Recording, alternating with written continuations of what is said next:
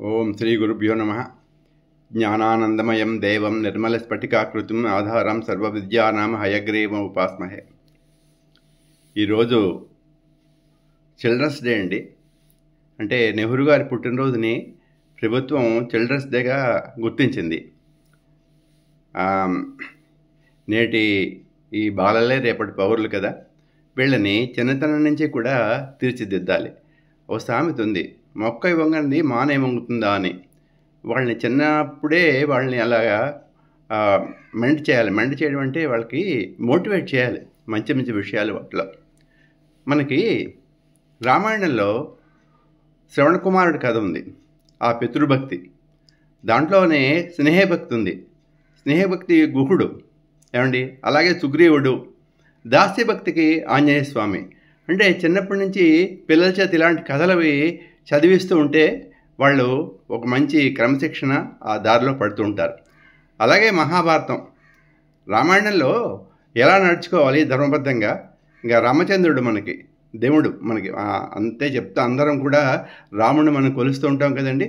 ఆ రాముడు తల్లిదండ్రులు ఎందు ఎలాగా ప్రవర్తించాడు ఏమండి. అలాగే శత్రువులు ఎందు ఎలాగా అతను ఇలా ఉన్నాడు ఏమండి. అలాగే స్నేహధర్మం ఎలా పాటించాడు ఏమండి. ఇవన్నీ కూడా చాలా తెలుస్తుంటాయి.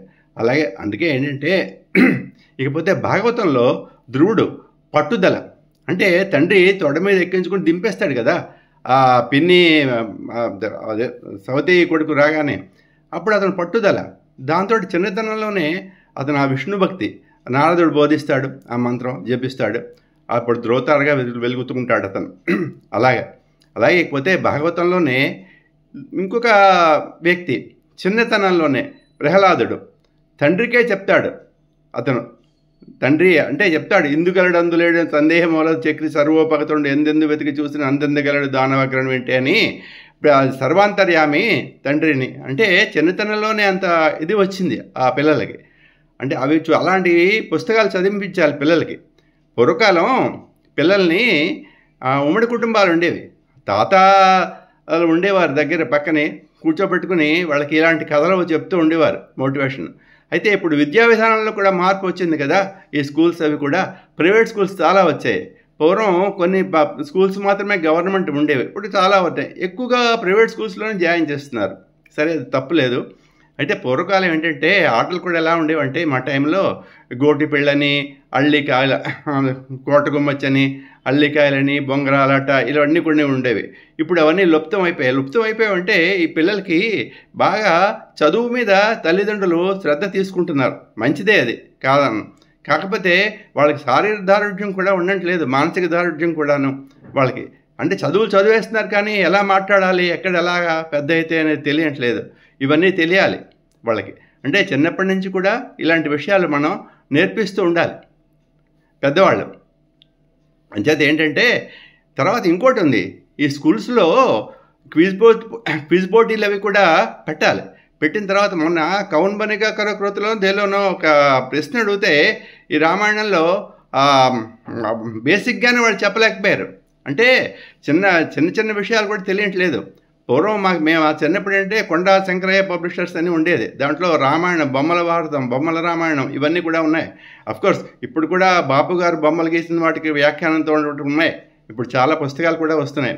అయితే ఇవన్నీ చదివించాలంటే పిల్లలకి ఇప్పుడు టైం లేకుండా పోతుంది.